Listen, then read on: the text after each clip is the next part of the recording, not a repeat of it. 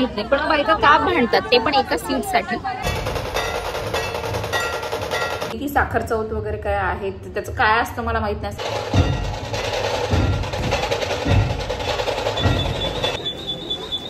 Hello friends, मी आता घरी चालले ऑफिसवरून. मला इतकी भूक लागली आहे काय सांगू तुम्हाला, आणि मला घरी जाऊन लाईव्ह सुद्धा घ्यायचं आहे. मला बरीच कामं आहेत, काही म्हणजे काही कळत नाही. सो तुम्ही आजचा ब्लॉग शेवटपर्यंत पहा. हे मागचं जे दिसतंय ना ते घ्यायला मला काही प्रॉब्लेम नाही, म्हणजे पॅकेट फूड घ्यायला मला काही प्रॉब्लेम नाही. पण मला प्रॉब्लेम हा आहे की त्याने मला ॲसिडिटीचा त्रास होतो, आणि इतकी ॲसिडिटी होते की मला श्वास घेता येत नाही. म्हणजे इतकं हायपर ॲसिडिटीचा प्रॉब्लेम आहे मला, आणि मग इकडे असं जळजळल्यासारखं होतं, म्हणून मी ते घेत नाही. अदरवाईज मी खाते तशी, पण आता हल्ली मी जास्तच बाहेरचं खायला लागले, म्हणून मी आज तरी कंट्रोल ठेवते. पण मी असं सारखा कंट्रोल ठेवते आणि एकदा सगळा कंट्रोल तोडते, असं होतं. सध्या मी स्टेशनवर ट्रेनची वाट बघते. ट्रेन आली, थांबा. आता खूप गर्दी एकतर इकडे. मला ट्रेनमध्ये जागा तर भेटली आहे, पण मला ना ही वाली विंडो सीट लागत असते. पण मला ह्या साईडची एवढं मोठं हे असलेलं भेटलंय, मला अजिबात आवडत नाही. पण ठीक आहे, कारण त्या साईडला मी पाहिलं तिकडे कोणीतरी बसलेलं होतं, म्हणून मी आज ह्या साईडची विंडो सीट घेतली. म्हटलं जाऊ दे, something is better than nothing.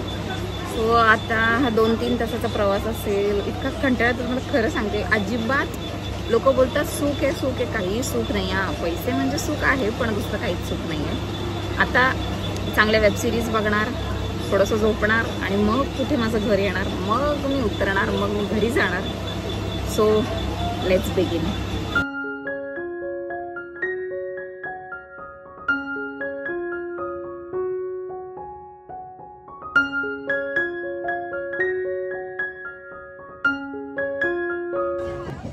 ट्रेनमध्ये बायकांची भांडणं चालली. तुम्हाला माझा आवाज येतोय का?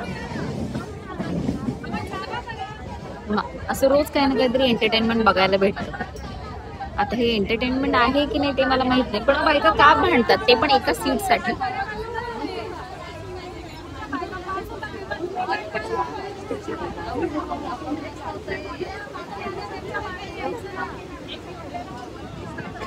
स्टेशन आलं की गप्प बसतात, नाहीतर बायका भांडत राहतात. बाई अवघड आहे, अवघड.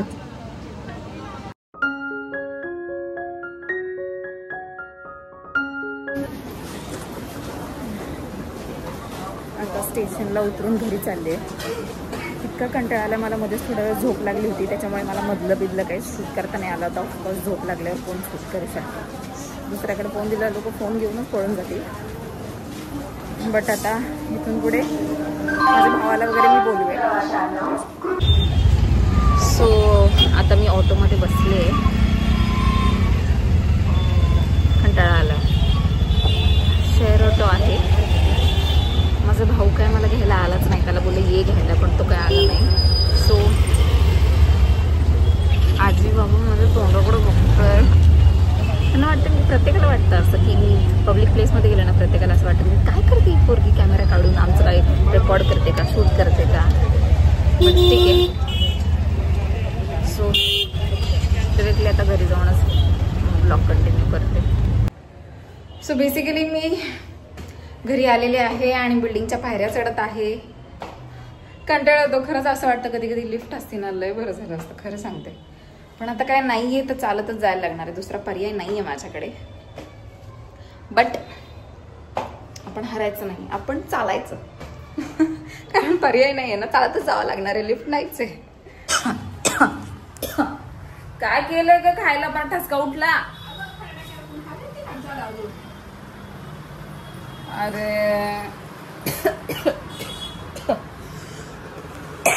काय केलंय हे? लय भूक लागली मला. अगं तुझ्या इथं किती मोठा पिंपल आला. मम्मीने खरडा केलाय आणि खरड्याचा ठसका सगळ्या घरात सुटलाय. पण ठीक आहे. पण तिखट कस काय झालं? कालचा तर जरा पण तिखट नव्हता. आणि तू ही शिडी कशाला काढते ग रोज रोज? दे जा ना कुठेतरी ठेवून. परवा वैताग आला त्या शिड्या ठेव. गणपती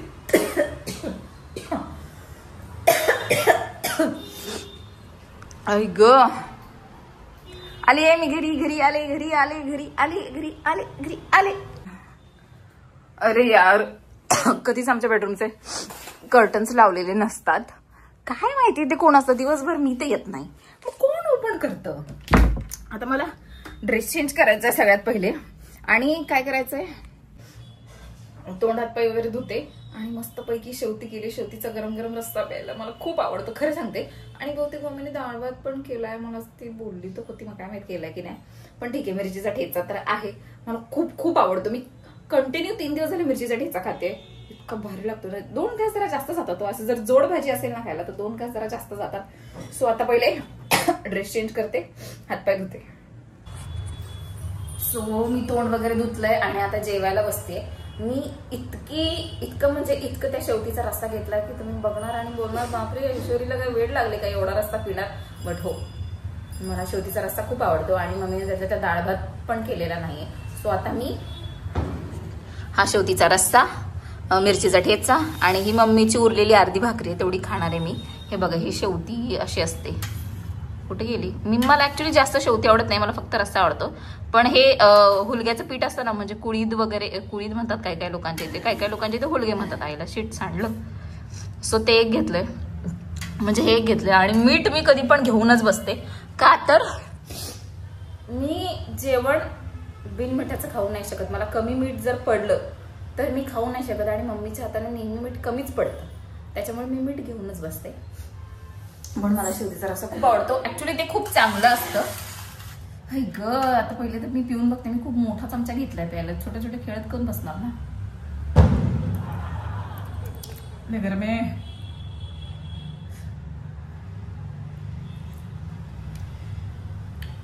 रस्सा छान झालाय, पण ऍज युजल मीठ कमीच आहे. सो थोडं का असेल मीठ टाकायलाच लागणार. बापरे, मम्मीने आल्या आल्या इतका ठसका केलं होतं ना की अजून त्या ठसक्याची झांज उतरलेली नाहीये. मी चांगलं दोन वेळा मीठ टाकलेलं आहे. ऍक्च्युली जेवणात असं वरून मीठ खाऊ नाही, पण मला जेवण जात नाही खरं सांगते. एक वेळ ते तिखट कमी असलं तर चालेल, पण मीठ नसेल तर जेवणं अशक्य आहे माझ्यासाठी.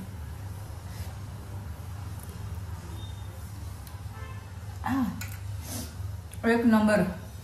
किडनी स्टोनचे वगैरे त्रास होत नाहीत हुलग्याच्या पिठाचं जे सूप वगैरे काय काय लोक करतात, हे सूप टाईपच मी पिते. भाकरी मी याच्यासोबत खात नाही. माझ्या घरातले सगळे भाकरीसोबत खातात, पण मी नाही खात.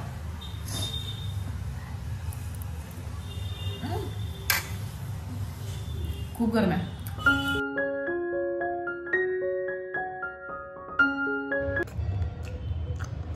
बाहेर ना आज कसं काय गणपती आला काय माहित, मला काय कळे ना, आलाय की चाललाय मला ते पण कळे ना. हा, उद्या ना संकष्टी चतुर्थी आहे की साखर चौथ काहीतरी आहे, असं काहीतरी बोलतात. दाताला लागलं शेट. ट्रेनमध्ये एक दिदी बोलत होती की साखर चौथ वगैरे काय आहे, त्याचं काय असतं मला माहित नाही. साखरेचे मोदक वगैरे बनवतात हे पण मला माहित नाही, पण म्हणून आज गणपती आला असेल मे बी, कारण ती आज बोलत होती. Right. Finally Rutvi is arrived. और ती 5 मिनिटं झाली, खरं सांगते ती 5 मिनिटं झाली. मी तोंड पण नाही धुतले. ती मला बोलली इशू तू घरी आहेस का, मी येते. आणि मी उठेपर्यंत पाण्याचा ग्लास ठेवेपर्यंत ऋत्वी घरात. मी तिला बोलला, अगं तू बिल्डिंगच्या खाली होती का काय. या ऋत्वी नको बोलू, या ऋतू बोल. ऋतू याच्यानंतर ना मी आता जरा खाली जाणार आहे, कारण गणपती आलाय. आता मला तेवढा कॉन्टेंट पण भेटला का अगं खरं. कॉन्टेंट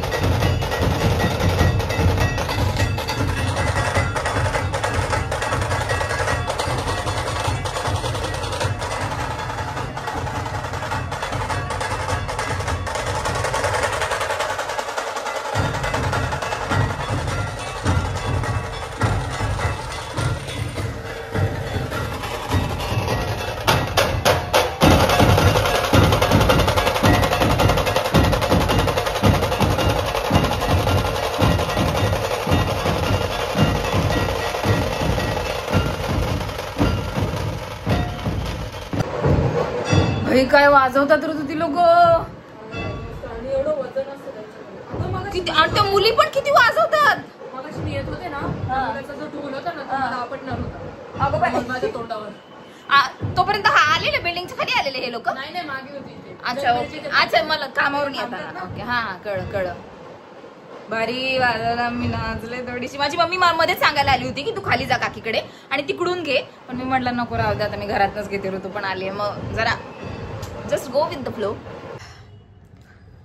सगळं माझं काम झालेलं आहे पण भांडी घासून झालेली नाहीयेत. ऍक्च्युली ना काय झालं काय माहिती, मी हल्ली ना भांडीच घासायला मागत नाही. म्हणजे एक मिनिट लगेच जज नका करू. प्रॉब्लेम काय झालाय की मी 1 वीकचं लाईव्ह चॅलेंज घेतलंय, लाईव्ह सिरीजचं चॅलेंज घेतलंय, असं काहीतरी घेतलंय. हा राईट, 1 वीक मी कंटिन्यू लाईव्ह घेणार आहे. मग ऑफिसवरून येते, पटकन फ्रेश वगैरे होते, जेवायला बसते, त्याच्यानंतर 1 तास लाईव्ह घेते. म्हणजे 50 मिनिटं तर घेतेच, 45 मिनिटं 50 मिनिटं, म्हणजे जसं इंटरॅक्टिव्ह सेशन असेल त्याच्यावर डिपेंड आहे. आणि त्याच्यानंतर मग मला एवढं सगळं करायला 10 वाजतात. मग कधी भांडी घासणार, मग भांडी घासल्यानंतर मी कधी वॉकला जाणार, आणि त्याच्यात पण जर माझा भाऊ आणि माझे पप्पा अवेलेबल असतील तर मग त्यांचं जेवण होणार आणि त्याच्यानंतर मी भांडी घासणार. बापरे, मग मी वॉक कधी करणार. आणि कंटिन्यू जॉबवर सुद्धा मी बसून असते. देवा, मी अजून जाडं होत चालले. ऑलरेडी मी बाहेरचं किती खाते भाई, त्याच्यामुळे मी भांडी घासत नाहीये. हे एक रिझन आहे. पण मला असं वाटतंय की आता भांडी घासावी, कारण 10 वाजायला अजून 10 मिनिटं आहेत. तर 10 मिनिटात भांडी घासते. मग पप्पा आणि आशुतोष म्हणजे माझा भाऊ जेवेल, त्याची भांडी माझी मम्मी वगैरे धुईल. काय 1-2 ताटं धुवायला तेवढं काय झालं, तेवढं तर धुतलंच पाहिजे बाई. असं कसं, आता ती नाही आहे ना म्हणून मी असं बोलते. ती असते तर मी तेवढं पण बोलले नसते. बट इट्स ओके यार, ती समजून घेते, असं काही नाही. सो चला आता भांडी घासते.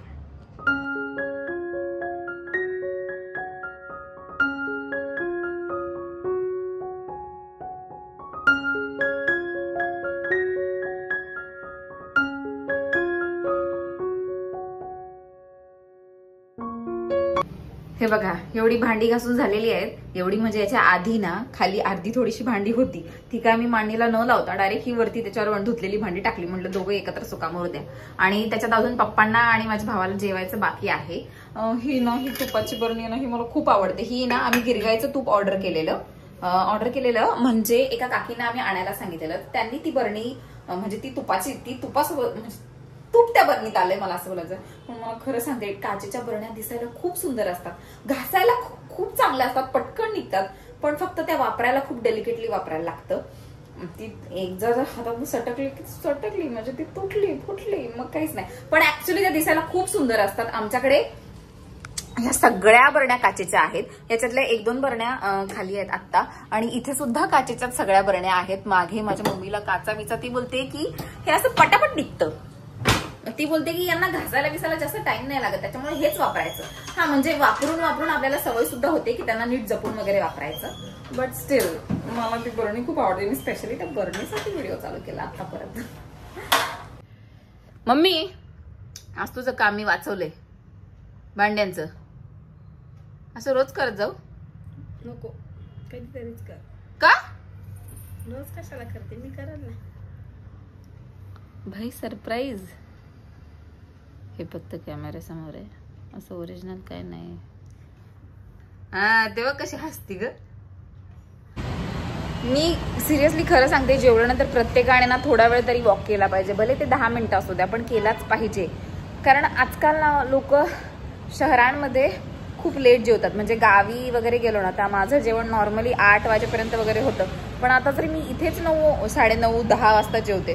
वॉक करणं मॅन्डेटरी भाई. लगेच जेवण केल्या झोपायचं नसतं, त्याच्यामुळे मी वॉक स्टार्ट केलाय. म्हणजे मी लॉकडाऊनमध्ये लिटरली 43 किलो माझं वजन झालं होतं. लोक लॉकडाऊन संपल्यावर जाड झाली होती, पण माझं लॉकडाऊन झालं आणि ते संपलं. त्याच्यानंतर मी बारीक होते. मी जेव्हा लॉकडाऊन संपल्यावर लोकांना घरातनं बाहेर निघाल्यावर पाहिजे, तेव्हा लोक जाड दिसायची मला. आणि ते लोक मला विचारले, तू एवढं कसं काय वजन कमी केलं. ते फक्त आणि फक्त चालण्यामुळे वजन कमी झालं होतं.